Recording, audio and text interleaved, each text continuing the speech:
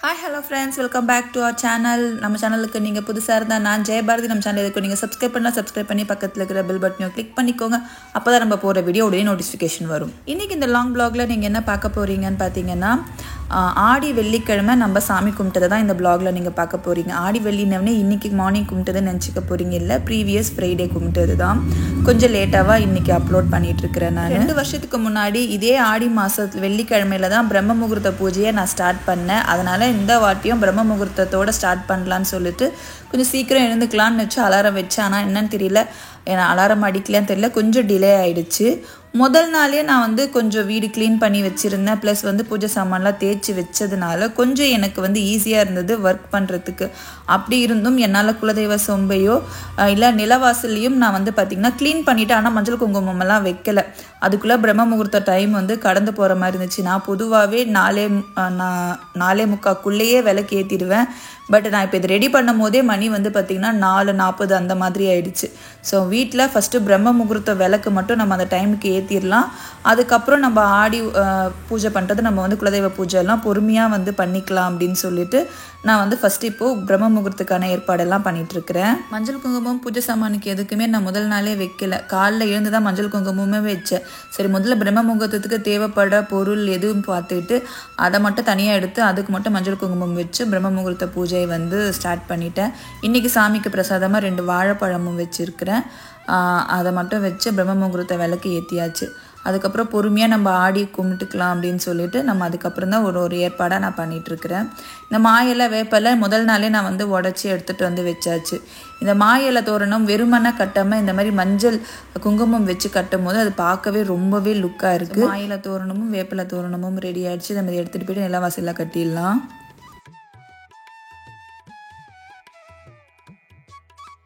வேப்பிலையே நான் தோரணம் மாதிரி கட்டல, அது கொஞ்சம் அப்படியே இருந்தது. அதனால் 2 பக்கமும் நான் அப்படி சும்மா சொறி வச்சிட்டேன். நான் 4 பக்கமும் ஆணி அடித்து வச்சதுனால எனக்கு ரொம்பவே சுலபமாக இருந்துச்சு.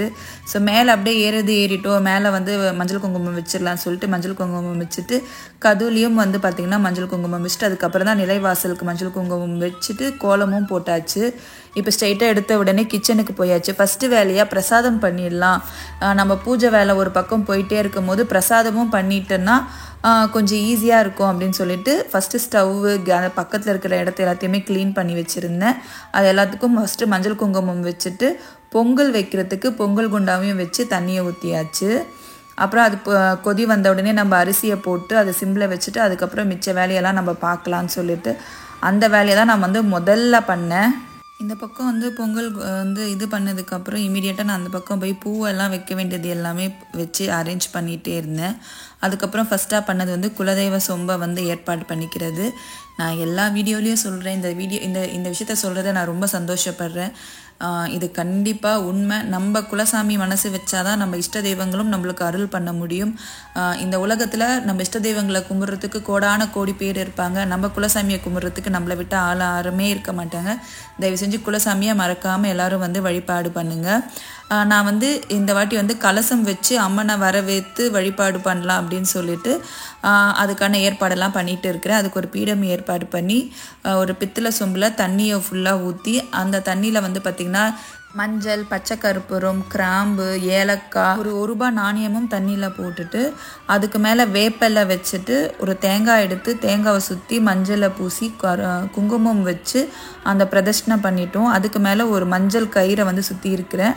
பூவையும் வச்சு அலங்காரம் பண்ணியாச்சு. இப்போ பார்க்கவே ரொம்ப அழகாக இருக்குது.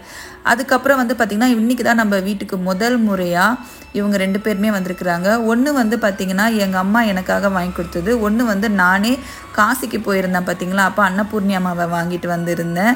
ஸோ அவங்க 2 பேரையும் இன்றைக்கி பிரதட்சணை பண்ணிடலாம், ரொம்ப நாள் நல்லா இருக்குது அப்படின்னு சொல்லிட்டு ஒரு 3 பொருளை வச்சு அபிஷேகம் பண்ணி நான் இவங்க 2 பேரையும் இன்றைக்கி பிரதட்சணை பண்ணேன். அது என்னென்னு பார்த்திங்கன்னா பால், தயிர், மஞ்சள். ஸோ இது 3த்தையும் வச்சு தான் நான் அபிஷேகம் பண்ணியிருந்தேன். பார்க்கவே ரொம்ப அழகாக இருந்தாங்க 2 பேருமே. எங்கள் அம்மா பெருமாளை ரொம்ப ஆசையாக பார்த்திங்கன்னா வாங்கி கொடுத்தார். இது ஸ்ரீரங்க பெருமாள் தான். பார்க்கவே ரொம்ப அழகாக இருந்தாங்க 2 பேருமே. நான் இதுக்கு முன்னாடியும் அபிஷேகம் பண்ணியிருக்கிறேன். நம்ம வீட்டில் வந்து பார்த்திங்கன்னா சாலிகிராமம் கல் இருக்குது, ப்ளஸ் வந்து கோமதி சக்கரமும் இருக்குது. அவங்களுக்கு எப்போவுமே பொதுவாகவே அபிஷேகம் வந்து பண்ணிட்டு தான் எடுத்து வைப்பேன். ஆனால் ஒரு சாமி சிலையாக அபிஷேகம் பண்ணுறது வந்து இதுதான் ஃபர்ஸ்ட் டைம். எனக்கு அப்படியே ரொம்ப ஹாப்பியாக ரொம்ப சந்தோஷமாக இருந்தது. எனக்கு இவங்கள மாதிரியே எனக்கு வந்து முருகரும் பெருமாளும் ஒரு குட்டி சிலை வாங்கி வைக்கணும்னு எனக்கு ரொம்ப ஆசையாக இருக்குது. அது கண்டிப்பாக கூடிய சீக்கிரம் வாங்கி வச்சுருவேன். ஸோ பெருமாளை வந்து பார்த்திங்கன்னா நம்ம அப்படியே வந்து ஒரு ஸ்பீடம் ஏற்பாடு பண்ணி வச்சாச்சு. அன்னபூர்ணியம்மாவை நம்ம அப்படியே வைக்க முடியாது இல்லையா, அதனால் அன்னபூர்ணியம்மாவை வந்து பார்த்திங்கன்னா ஒரு பச்சரிசி நெருப்பி அதில் மஞ்சள் குங்குமம் வச்சு அன்னபூர்ணியம்மாவையும் நம்ம பிரதிஷ்டை பண்ணியாச்சு. ரொம்ப ஹாப்பியாக இந்த வேலை பண்ணிகிட்ருக்கிறேன். இன்றைக்கி வந்து பார்த்திங்கன்னா நான் அன்னபூர்ணியம்மாவுக்கு முன்னாடி தாமிரத்தண்டு திரி தான் வந்து ஏற்ற போகிறேன். பொதுவாக தாமிரத்தண்டு திரி வந்து எதுக்கெல்லாம் ஏற்றுவாங்கன்னு பார்த்திங்கன்னா, முன் ஜென்மத்தோடைய பாவம் வந்து நம்மளுக்கு தாமிரத்தண்டு திரியை வந்து ஒவ்வொரு வெள்ளிக்கிழமையும் ஏற்றிட்டு வந்தால் முன் ஜென்ம பாவம் வந்து தீரணும். ஸோ அதுக்காக ஏற்றுவாங்க. ப்ளஸ் நம்மளுக்கு எல்லாருக்கும் பொதுவாக இருக்கிற ஒரு பிரச்சனை, நான் சம்பாதிக்கிறேன் ஆனால் சம்பாரித்த பணம் வந்து என் கையில் நிற்க மாட்டேங்குது.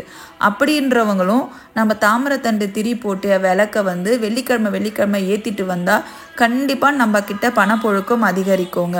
இதை வந்து கண்டிப்பாக முயற்சி பண்ணி பாருங்கள். ஒரு சில வாரங்களே முயற்சி பண்ணிட்டு நடக்கலைன்னு சொல்லாதுங்க. எந்த ஒரு பலனும் நம்பிக்கையாக விடாமுயற்சியாக முயற்சி பண்ணும்போது கண்டிப்பாக நடக்குங்க. இப்போ நம்ம வந்து பார்த்திங்கன்னா இங்கே எல்லா ஏற்பாடையும் பண்ணி வச்சுட்டோம். பெருமாளுக்காக நான் என்ன பண்ணியிருக்கிறேன்னா 2 மாவிளக்கையும் ரெடி பண்ணியிருக்கிறேன். ஸோ இங்கே எல்லாத்தையுமே ரெடி பண்ணி வச்சுட்டு முதல் நிலவாசலுக்கு போய் நிலவாசலில் வந்து பார்த்திங்கன்னா தோரலட்சுமியும் குலதெய்வம் வந்து நிலவாசலில் தான் வாசம் செய்கிறாங்க.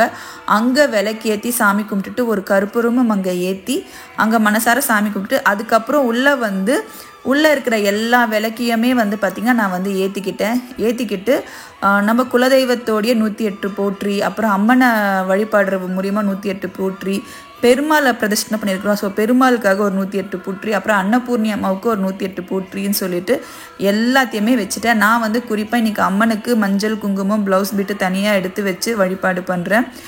அதுக்கப்புறம் போற்றி எல்லாம் முடித்த பிறகு சுவாமிக்கு நான் தூப ஆராதனையை வந்து பார்த்திங்கன்னா ரொம்ப மன நிறைவோடு காமிச்சிட்ருக்கிறேன். தேங்காவும் உடித்தேன்.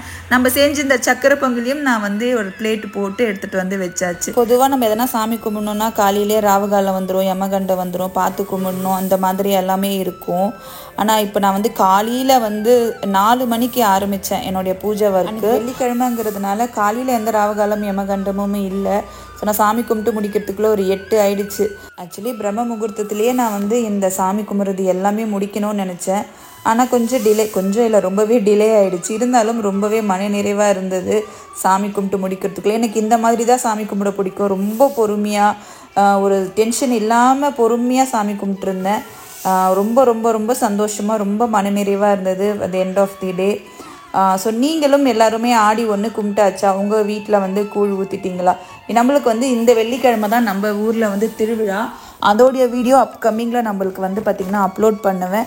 ஸோ இந்த வீடியோ உங்களுக்கு பிடிச்சிருந்துச்சுன்னா இந்த வீடியோவை பற்றியான உங்களுக்கு கருத்தை கமெண்ட்டில் தெரிவிங்க. வீடியோவை கடைசி வரைக்கும் பார்த்தவங்க அனைவருக்கும் ரொம்ப ரொம்ப ரொம்ப ரொம்ப நன்றி.